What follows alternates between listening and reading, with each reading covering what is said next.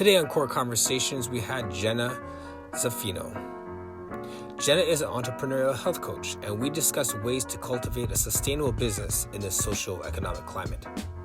Jenna stressed the importance of having a deep understanding of what you want to import to the world. She said a line which I believe is a blueprint for everyone in the fitness industry. For those in the community that are asking what to do about racism and systemic racism in our world. She said 3 words I believe everyone can apply: support, amplify, and connect. Support those who are doing anti-racism work, amplify voices that are affecting change, and connect with people that will educate you and help you to be part of the change in your life and business. Enjoy the conversation. Yeah, thank you for having me. I again, we've been talking behind the scenes, but it's a real honor, and I've been on a little social media break, but I'm here for you. And wow, thank you. Yeah, I'm happy to be here. So. Well, I appreciate it. And and for those of you who are watching, Jenna, you've said a few times, you've deferred. You said, like, if you'd like to have someone else on, like, you've really opened the door for me to have different people on. And I know that in this really racially tense time, it's like, do I want to just keep having more Black people on to just have their voice out there? And I felt like, no, I planned this from a few weeks back. And I think that the people that come on and just the way that things fall in place, they're just meant to be. So I'm not going to make some massive pivots for those reasons. I feel that you have a great message, the same as everyone has a great message in this community. So, let's just let it fly and just like enjoy the time together. And I'm not going to make massive changes for that. Yeah. Sorry, go ahead. I was going to say, just for me, I'm just abundantly aware of the voices that that need to be amplified right now and ongoing. And so it's been my intention to just be aware of the opportunities that I might have just based on my platform, my career, my connections, whatever that is. And then just do a check-in and say, if there's another voice that needs to be heard right now, that's more important than mine, there's no problem with that. Like, I can step back and I can support, and that's the least that I can do. And that said, just knowing that we're coming together to have a conversation about self-care, which is a universally important subject for now and for ongoing, I'm hoping that whatever I can bring to the table is going to be helpful for everyone. Amazing. Yeah. All right. So for those who don't know who you are, can you just state your name and your business? Yeah, it's so funny, right? Because we've been talking about like the subject of who you are. Yes. Like, I'm kind of revising that. No, yes. Right now.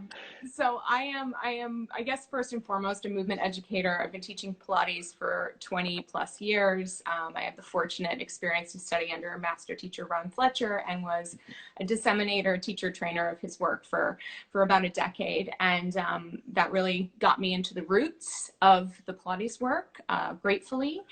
And I owned a studio for 20 years, or 13, excuse me. And then I sold the studio to pursue more of an individualized path. I was being asked to help business owners and help teachers kind of find their own voice and find their way through their own individuality within their business. And, how do I do this? Because it feels like everybody's keeping secrets on what the truth is about the business, and how do we really break down those conversations. So over the past 6 years, I've really been focusing on what I call entrepreneurial health coaching. So that's essentially looking at all aspects of a wellness movement teacher's life and how their business is serving that life and how their life is serving that business, so that we're really looking to create something that is steeped and founded in alignment with a person's values. So that's really primarily the work that I've been doing, especially over COVID and quarantine. I've been running a lot of coaching groups. I've been helping people continue businesses, putting their business online, close their studios in some cases, make major pivots. It's been a lot of action. And I feel like in many ways, there's a different kind of action going on. And for me, because I've been in the scramble to help people keep their businesses going and float for the past 3 months, I felt like right now was the time to just like pump the brakes and Yes. realign with my values, you know, and realign with what I was doing in my business going forward. So that's, I hope that gives an accurate picture of where I'm at now. Absolutely. I think that's why I thought it was important to have you on. You know, if you, I think of this analogy of being in a mall, and when you walk into a mall and you want to go to H&M and it's in, you know, around like way off in the corner of the mall, you go to the map, and it's great to know where H&M is on the map. But before you can get to H&M, you need to understand where you are in relation to that map. You are here. So where is that you are here point? That's exactly what I want to talk about today. Yeah. I feel that so many people first look at where is she or where is he or where are they? And they almost like reverse engineer back from where a person is, who they admire or who they really are following, who they're attracted to, and they try to figure out what they did to get to where they are, which is, it's okay. It's not a bad plan per se, but what they often miss is a lot of the contexts of the decision-making process that a person goes through to get to where they are. And also, again, that value piece, because I think there's a lot of times where people pursue a certain pathway in their career, and with us, like often it's opening the studio, and sometimes it's that people never really wanted to run a business or manage staff or do marketing. They just thought that was the next path because they saw somebody who they admired going in that direction. And so they get there, and then they have this kind of like crisis in some cases. Either they've spent a ton of money getting there and they feel stuck, or they go, oh my gosh, I thought this was it, and it's not it. That's not it. And so I think that when we look outside of ourselves and we look towards that it's great to have role models. It's great to have people you admire. It's great to have almost like a blueprint to use as a resource. But in truth, when we're trying to fashion small businesses that come from who we are and the services we provide, we got to get serious about impact, the type of impact, the type of communities we want to create, what's in our ultimate vision for what we want to kind of leave behind. Because I think for all of us, we're in some stage of legacy work, you know, and that really is the legacy can be small, and that like you taught somebody to move their big toe and it changed their life, or it can be big in that your business has an opportunity to serve other areas through charitable contributions or through helping people become teachers for their career. There's a lot more to it than I want to do what they did. So no, that's exactly it. And for the amount of people I've spoken to who have been Pilates instructors for like the last 20 years, and they're doing all these different things, and I hear them say, I'm not trying to build an empire, but. Yeah, the but. Yeah, no, but they want to buy their groceries. You know what I mean? Like they don't want to be looked at it as being greedy. There has been, I think, a real shame story surrounding success in the Pilates world. And I had the opportunity to teach in New Zealand last year, and I learned about a concept called tall poppy syndrome, where ultimately, like, the culture is supportive of everyone, but they understand that when one person rises above, it doesn't necessarily contribute to the whole of the culture. And so the social implications of that is oftentimes like they don't value celebrity, or they don't value like a super high skyrocketing rise from one individual. It has to be about the whole. And that's I should say that's one way of looking at it. So there's certainly more. And I feel like to a degree, in the movement in the fitness world, there's always been this kind of thing that says like, well, how did they get that? Yes. You know, and who did they know?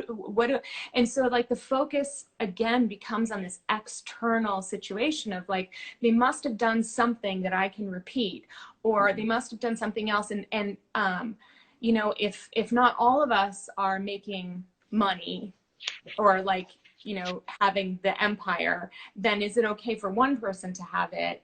And oftentimes, like, people who do have the empire are looked at as, well, they must have done something to get there, as opposed to celebrating growth and Right. expansion. Absolutely. And you see that and you hear it in people's words, they project it well, like, I'm just here to help people. Yeah. I think when you make money, you can help more people, is what I found. You know, I mean, and I work with a beautiful organization called Move the Crowd, and the credo is do good, stay true, get paid, do good. And this is an organization that supports all levels of people, all colors of people, all races, all genders. And the idea behind it, or the concept behind it, the value is that when you find your path and you're staying true to who you are, and you're on that very clear value-centered service-based path, and you honor what you bring to the table by charging accordingly, or being unapologetic about the way in which you can find success within your business or within your services, then you automatically are supporting your ability to do good. And then that ripple effect can be greater. Now, I know that there are so many factors that stand in the way of and everybody, you know, getting to this point. But I also know that there's a distinct amount of lack of clarity surrounding values, and then also lack of, I don't know if I want to call it courage, but it feels like encouragement to ask for what you're worth as a teacher. What has been interesting is I've been working with this group of people for the past 3 months. It was a support business coaching group for the quarantine time and going back into studios. And one of the exercises we did was surrounding branding of either your teaching or your studio. And the questions were, make a list of things that your work represents, like without a shadow of a doubt. Yes. And then make a list of things that your work doesn't represent. And it was very interesting because what kept coming up is like, my work isn't a gym. It's not like a sweat house. It's not a quick fix. I don't make bikini bodies or thigh gaps. It's not exclusive to one type of person. And it was very, very clear on both sides. But what was so interesting about it is that the things that were exactly what they did, the clarity that they had about what they do in their work, did not necessarily align with the people who they were providing the service to. Right. So that's so common. Yeah, exactly. And there feels like there's a missing piece in the middle of like the translation of how strongly I feel about what I do and how much I value that. And then how clearly I'm able to communicate that to people who come in, so that I'm not hijacking my own purpose, feeling like, you know, well, for this person, I do flat abs. And for this person, I do, you know, I realign their whole body. And then now I'm a rehab person for this person, because the mental gymnastics for all of that is really, really tough. And true to form, when I looked recently at my services and how I was communicating them out into the world, I thought it was pretty good in terms of just, you know, being clear and speaking to a big audience. And then, you know, we all have to take some level of stock in what we do and see like, okay, where are the gaps? Where are the gaps in how I'm talking about what I do? And I had some gaps, which is hence why I was like, I'm pulling back and I'm going to work with some people to fill in those gaps, because I want to be able to effectively do my work. And that's what it's about. You want to do your work. You don't want to do your work only for 3 clients on your roster that week. Well, I think that's the point we want to get to with our businesses, where we're actually serving the people we want to serve. Yeah. And in the meantime, much like a personal trainer, I could say I want to train, you know, elite athletes all day. I'm going to have 1 elite athlete on my roster and 50 general population people who are trying to lose weight because their doctor said so, right? Yeah. So how do we actually get to a place where we're serving the people we want to serve? I think you have to be really clear on like your motivation factor as a teacher. So let's take the example of the elite athlete. If you are watching sports and you're like, oh, I see the movement patterns, I see where I could help that, I totally understand how what I do fits into the benefit of that person's life. Yes. Then the flip side is you've got to also be able to qualify how what you do addresses their values in terms of what they're looking for. Because not everybody wants Pilates, and that's something we have to accept. And then we can get creative with it. But if we just think that we build it and they come, we're going to shoot ourselves in the foot. I mean, it's just not a very effective way of running your business. So, okay, so you've decided that you want to work with those elite athletes, and you've decided that that's your ideal clientele. Yes. And that could be a thing. And you could put all of your energy into the channels of making the right connections and meeting people and starting to, you know, slowly pace yourself into inviting more people into your studio. But we understand that the studio model it's not set up to thrive on 1 to 2 to 10 clients. It's set to thrive on volume. Yes. And so we've got to consider that the skills that we would use as the elite athlete would also address the general population or the weight loss population or what have you. Yes. So it doesn't mean, I think, that you have to change your skills, but when you look at the values that are really calling you towards helping elite athletes, then I think we have the opportunity to gradiate, like look at the different levels of how those same values work to address the sedentary person who's coming in and saying, like, somebody, you know, maybe they have friends with an elite athlete and they said they came to come to see you, and you say, okay, well, I'm going to look at this person through the same lens. Yes. Different factors, right? But the same lens, like how the values that are being drawn for me to work with this person, they can absolutely serve this person, but you just don't shift the values, right? You still look for, like, how can I do fine-tuned movement and motivation and maybe performance-based, even if the performance is standing up and sitting down. That's a performance. Absolutely. Yeah. Yes. Yeah. So I think, but what I see is that, like, people push pause on the athlete thing, and then they go into their rehab brain and they go over here, and then they go into their postpartum brain, and then they feel like they are being like 19 different teachers for people per week. Yes. That's a lot of output, and we haven't really gotten to the subject of self-care, but we don't have the brain power to be able to sustain that. Right. And what you're saying there too, Jenna, it sounds like intentionality is like a key phrase to have in your mind. Like, if you're intentional with this path that you're taking people through, it's what you just said there. Like, you can have an elite athlete or you can have a general population, but your mindset is, how do I keep them on this path to their podium performance, whether that is playing with their grandchildren or it is trying to get, you know, to the league, right? So yeah. And I think one of the questions to ask of yourself is, like, just, you know, you do your intake forms, or maybe you've been working with a client for years and years, you have to check in and say, what's my role in this person's life realistically? That's not what do I want it to be. You know, because some people want to be the savior for every person who walks into their studio, and they want to just do, like, you know, sight healings right on, you know, I will heal your core and you will walk again and all the things. And that, you know, stranger things have happened, but I think you have to say, like, this person's coming to the table. I see them coming into the studio. I've seen what, you know, I've assessed, I've interviewed, I've learned a little about their life. Right now, what's the most realistic role that I can have with this person in a partnership? Yes. And sometimes that is, you're going to be a listener as you go through some basic exercises. And sometimes you're going to be a coach, and sometimes you're going to be a drill sergeant, and sometimes you're going to be, you know, more of a friend, and all of those things can be present. But again, like, understanding where you come from and what you want to impart, you can always fit those various pieces of the puzzle in if you have an anchor point to reference, if you have something to go back to. Yeah, there's so many different directions I can go in with that. Because it really, all that you're saying there is so rich. And I feel one of the scary questions to ask when you're working with people is, how are we doing so far?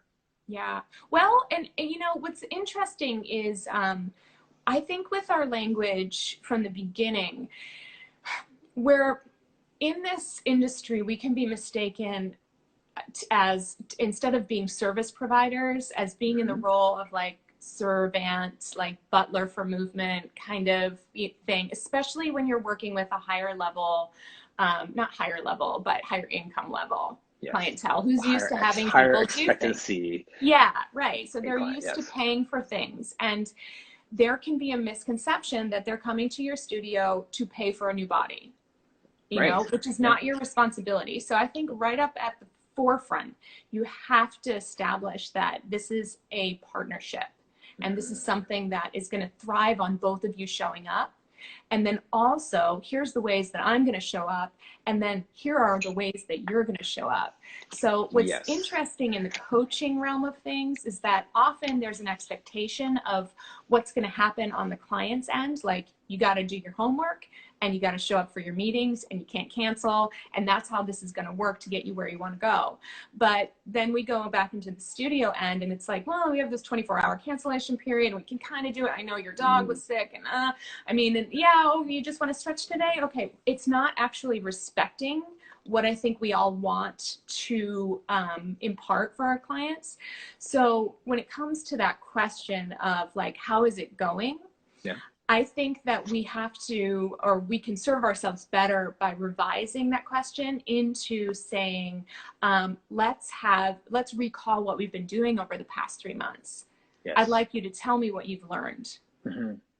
And it's not that you're not interested in feedback, but if they say, well, I don't know, then you have a partner who's not showing up.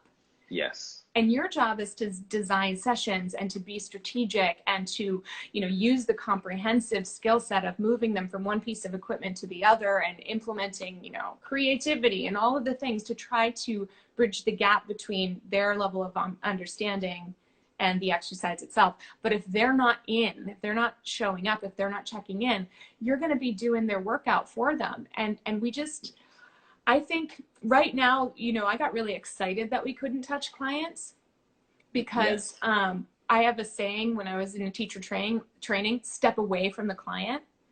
Because if you can just imagine how ridiculous it would look like for you to like pick up a client's foot and walk it forward and pick up a foot and then have them like walk out of the studio with a magic circle and pillows under here and like a neck stretcher on their head or whatever. Like all of those things are tools, but ultimately they have to understand how to feel their own body and how to get into it with themselves. So I got excited for the learning curve that would happen. Absolutely. On both ends, for the client and for us as coaches. Totally. Because we now have to find our verbal cues. We need to find a new a new word, new economy of words, right? What you're doing is really appealing to us to be more professional in the way that we come to our clients. And that you're challenging us in that. So I don't know when it started, but at some point there was this focus. Maybe it's the customer is always right situation, but at some point it was like, if my clients are getting results, then I'm a good teacher. If my clients love me, then I'm a good teacher. If my clients stay with me for 20 years, then I'm a good teacher. There's arguments that can be made for all of that. But I think it comes down to like, what do you believe? What do you value? How do those things show up? How do you set expectations? How do you hold your clients accountable for their own experience within their own body that extends outside of the hour you spend with them every week? And then I mean, in my mind, and I want to say I am in a unique position where my entire income is not dependent on my movement sessions right now. And that was a purposeful shift to be able to engage with more of my coaching. I dream of a model where people come to us for a finite amount of time and go and do, and then come back when they need more and go and do, instead of our boxes being where they move. I don't know if it's going to happen in my lifetime. I hope so. I hope so. And the other part of that too is the fact that we are very many times in a reactive mode, and especially in this time where we see a lot of people of color, they're putting out workshops and they're putting out seminars and they're doing all these coaching stuff. And I think it's wonderful. Like, I'm not against it at all, but I also see that there is a great opportunity to actually make a business out of these things instead of just doing a one-off workshop or making a reaction type attitude to what's happening. Like, how do we, in the middle of what we're doing and we're right there on that front line, still take a second to step away and figure out how do we craft a plan with some longevity around it? Yeah. You know, so that's like all the stuff you're saying about that next level of professionalism and, you know, having our words and establishing what seems like a contract right from the first session, sets us up for success. Yeah, absolutely. I know so many people right now, especially teachers of color, Black teachers, just going full tilt. I just honor that so much because I know also that they're exhausted.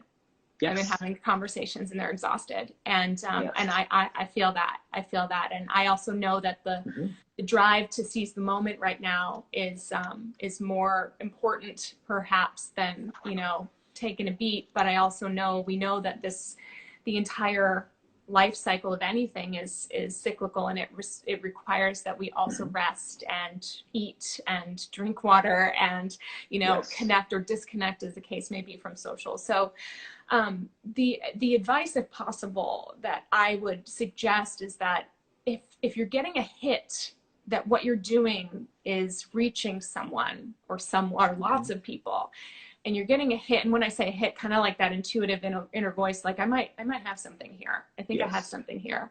Right. Then I think it's time to pump the brakes for yourself.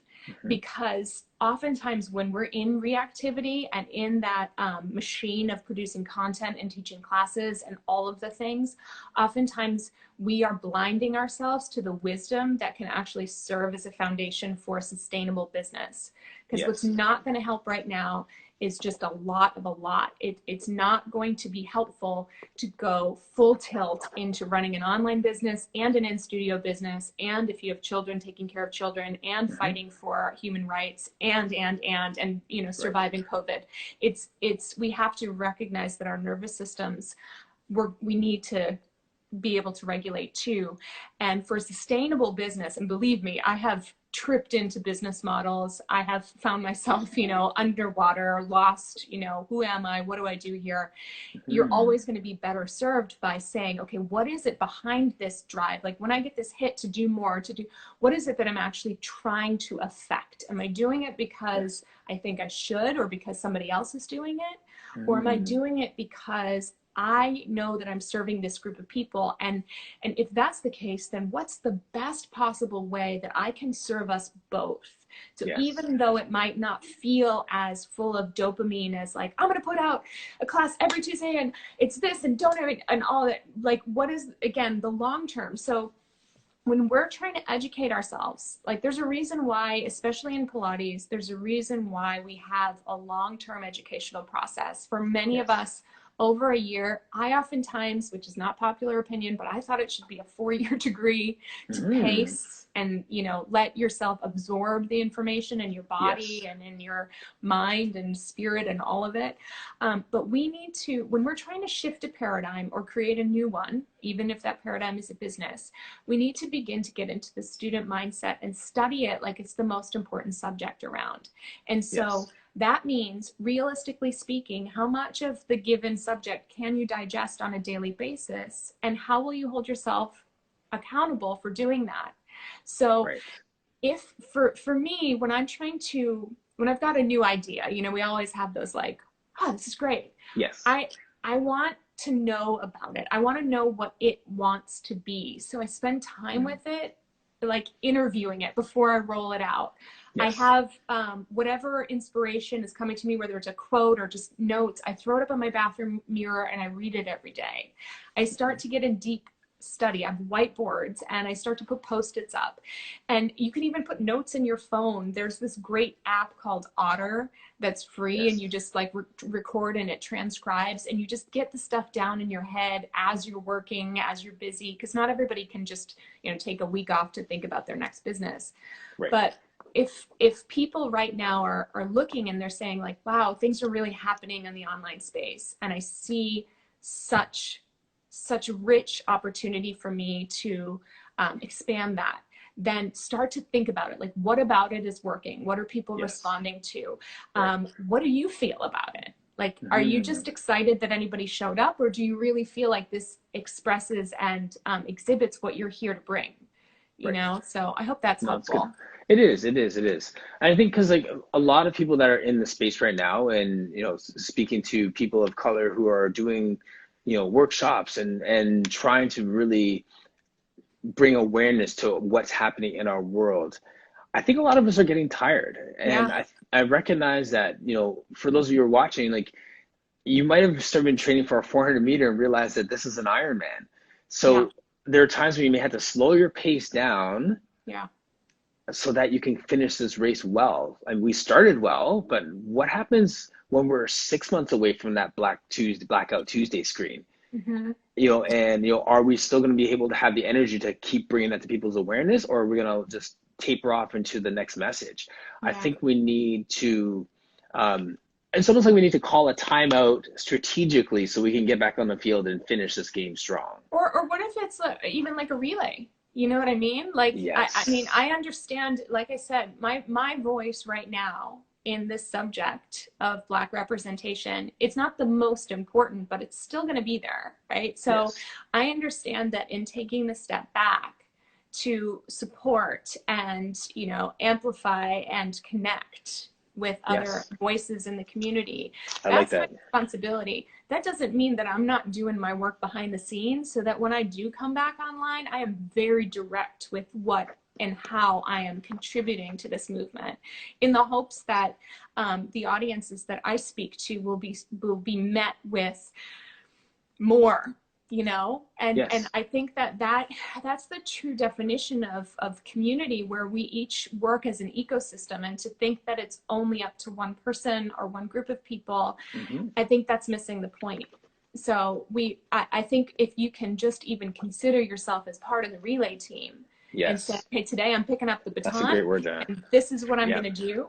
And, you know, maybe you'll need rest on a different day. And then you support the other, whoever you've surrounded yourself in the community to pick up the baton. I have to ask myself, is this the highest contribution that I can make in this moment? Or do I just want to get on board with that thing? Because too many people holding one baton doesn't help us in the long term. It really doesn't. You know, so that was great. So support. So yes, cheer on. And then also remember, like, I've got my side of the street to continue to clean up. And and I also want to acknowledge that I am privileged to be able to have that side of the street to consider how I'm going to clean up, because for some people it's just there isn't the space, and there isn't the question, and there isn't, you know, it just did. A friend of mine posted the other day. She said it's a privilege to be able to be educated on racism instead of experience racism. I mean, 100%, 100%. Yeah. So. And I think that, you know, there are a lot of people who are coming, unfortunately, to this conversation for the first time, and they're going to have to navigate through their bumps in their brains and in their lives and in all of it. But I really feel like the idea of a relay, or the acknowledgement that humanity is not pie, that there is more, like, by opening up space in a big and intentional way, somebody else doesn't lose out. That's I think what some people are struggling with, which is frustrating, and also goes back to why they don't really pursue their own dreams within their businesses too. That scarcity mentality. It is definitely a scarcity mentality. I just want to echo what you said a few minutes ago about support, amplify, and connect. Yeah. I think that, you know, what came to mind with the death of George Floyd, having been in conversations, I have a diverse array of people in my life. You know, there's this moment where I was like, I can see what's coming. And what I don't want to do is post another meme. What I don't want to do is just throw up a hashtag. And what I don't want to do is just wait it out. So what I've chosen to do is not optical. And it involves authentic connections. It involves being true to who I am. It involves saying to you, like, hey, if I'm not the right person right now, like, that's cool. We're good. It involves, instead of just throwing donations in one way or another, or to the donation of the week. It involves doing research and recognizing, like, where is my money best going to serve in accordance with my values to these organizations, Right. and how can this be a consistent line item? Yes. And it involves looking for help in areas that I don't have the answers. I'm a white woman. I am not an anti-racist educator. And so I need help too, to further Right. my work. So there has to be an acknowledgement of the fact that there are people who are beautiful educators in this realm. And Yes. some of them have written books, and some of them coach businesses, and some of them run courses. And that's this, to recognize that seeking out support and allowing yourself to be supported through education that's not always neat or comfortable. Yes. That's the deal. And then just watching and supporting where I can. You know, I've seen Absolutely. some beautiful teachers rise up and like have this voice as of late, and I'm so excited for them. And I think, you know, I can be excited for them and support them and shoot them a DM or what have you, and not have to like center myself in that conversation. Yeah, yes, I know. And that's the delicate thing too, because like you do that, it's like, well, it gets perceived as, well, I'm just puffing myself up by saying I know this person, so to speak. Yeah. And then that gets messy once again, right? Yeah. Well, I think when you understand, when you give yourself a second to listen and understand, you know, Yes. it's not centering yourself is not a difficult concept to grasp, right? It's like you wouldn't go to somebody else's birthday party and go like, this is my best friend, it's her birthday today. My birthday is actually in 6 months, and I'm super excited because I'm going to have this party and she'll be there. I mean, it's just like, this isn't, you can't study anatomy and muscular connections and pretend like this subject matter is difficult to understand. You just got to get out of your own way. There are much harder subjects to understand. This is basic human behavior decency. It's not hard, but you got to get out of your own way to get there. Yes, exactly. I'm going to put up a little image here. This is Sonia of Black Girl Pilates. Yeah. Right? So she has her introduction to anti-racism for studios and instructors.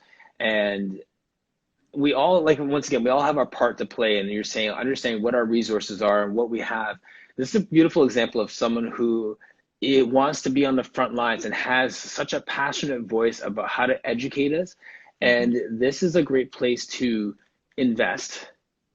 And likewise, she's on a Zoom call with another group, the Inclusive Fit. Oh, great. And and that's IG Live. So one's free and one you have to invest in. And she's doing great work. She really is. Yeah. And I think that that's an example of someone who's doing that. But at the same time, I love Sonia. So if you're listening to this, what I was saying earlier about I won't say the rush to get out there, but recognizing the moment we're in and trying not to be reactionary and trying to have a sustainable model with that. For everyone out there that is doing workshops and trying to build their business and build some awareness around this, I really believe like the stuff that we talked about today is really important to recognize that this is a race, this is a relay race, and we need to find people and lock arms with people who could help us to get our message out there in even a broader scope than what we're doing right now. Yeah. Yeah. And I think, you know, for those of us who are white, who are supporting, this isn't a call to save the cause. Like, this isn't a call for us to show up as the savior. But this is a call to show up as a human being who wants to contribute, wants to help, who's paying attention, who's looking to follow leads. A coach that I work with says, you know, the Black community is looking at all of you with a side eye right now. And we're just waiting to see how you're going. Right. It's true. It's true. I hear you. And honestly, that's why I run with those words of support, amplify, and connect, because that's really, if you're asking me as a white person who comes to me, ask what to do, if you can support us, if you can amplify us, and you can connect with us, that's all I ask. Yeah. Yeah. That's really all I ask. People are so used to showing up in a big performance in this work, like, I got my teaser, or I'm opening a studio, or we're doing this event or that event, and we've got this new class, and it's always an announcement.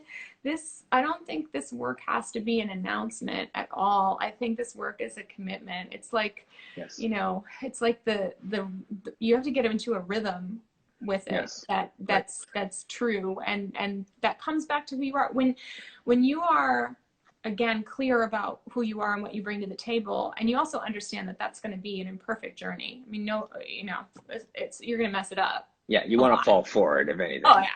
I mean, you're gonna. I'm sure I'd mess something up on this call with you know, the best. I'm certain of it. It just is what happens, because you know, human trying, showing up, you know. But I think that the urge to put something on a loudspeaker is not always the most effective way we can be, and that real deep understanding of what you really want to impart into this world can really be a vehicle to understanding how you show up in different arenas, and how you support people, and how you amplify other voices.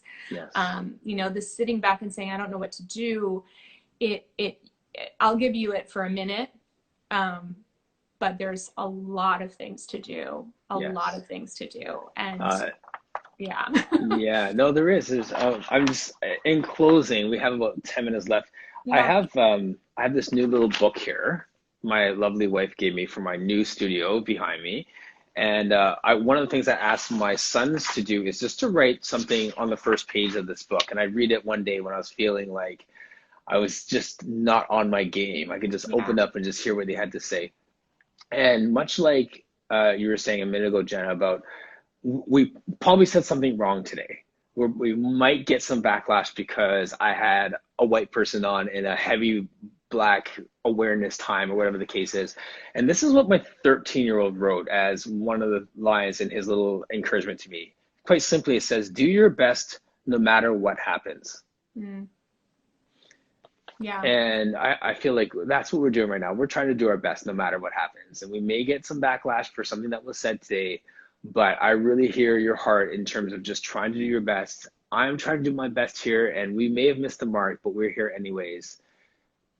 On the front line. So this is human stuff. I mean, I think what better way to look, I'm not here for, I'm here to honor the invitation purely.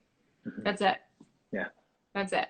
Yeah. I think that what better way to exhibit the inconsistency and the imperfection of humans who are working in a common arena for a common cause to support people, like, then by showing that sometimes you screw it up. I mean, you know, coming in and having things scripted, and coming in and not being able to be authentic in the moment. The fact that we're saying, like, we're pretty sure we messed something up today. Pretty sure, you know, like, pretty sure. But I think that part of these conversations and being willing to have them is part of what expands the arena to have them as a normalized conversation. This should not be a highlight. This shouldn't be weird, right? I mean, hopefully in the future, like, it should be something that we can talk about, I think. Absolutely. Yeah. Yeah. I think so. Yeah. Well, thank you for coming out of your sabbatical to talk with me today. I know. That means a lot to me. Yeah, honestly. And I mean, again, like, the break is really for me to do work that's not optical. And I should say, like, this isn't me, like, just reading a lot of books, and this is me actually working with professionals to hone in the future of my business and how I want it to look, so that it can be a reflection of my values and who I am. And what's interesting is that I think for many of us, we saw, you know, I've used this analogy, like, you went online, and that Thursday class that only a few people showed up to, and you didn't love teaching it all the time, but you kept it because, you know, Jean really needs help with her hip and blah, blah, blah. And so, but when you went online, that one didn't come with you because it was really clear that it wasn't a value, it wasn't a reflection, it was something that was on the peripheral.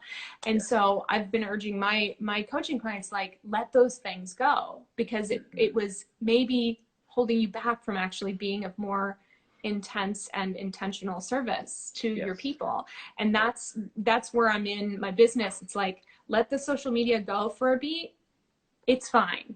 It will be fine. And focus in on the intention of how you're showing up with. So if there's anybody who needs to hear, like, to remove some distractions, to get back into focus of who you are and what you're here to bring, that's going to serve the bigger picture in a much better way for the future. And you know, as long as you keep those eyes open and those ears open, you know, you're not missing too much by being off of social media. A little bit, but we'll survive. We'll survive. For real. Thank you so much for joining me today, Jenna. That was awesome. Thank you, really Martin. appreciate it. I really appreciate it. All right, we'll catch up soon. Thank you. Thank you so much for joining us today on Core Conversations. This organic platform has been made possible by amazing people like yourself. So if you're a Pilates instructor or a movement specialist of some kind and you want to be a guest, please message me. If you're in some other field and, you know, the messages just resonate with you, message me. I'd love to have you on. All of our messages connect, and for some reason, they all help us in this battle. We're all in this game together, so I'd love to hear from you. Let your words be life to someone else. Check out our website, personalvictory.ca. Click the Core Conversations page to see who our upcoming guests are, and I will see you next time on Core Conversations.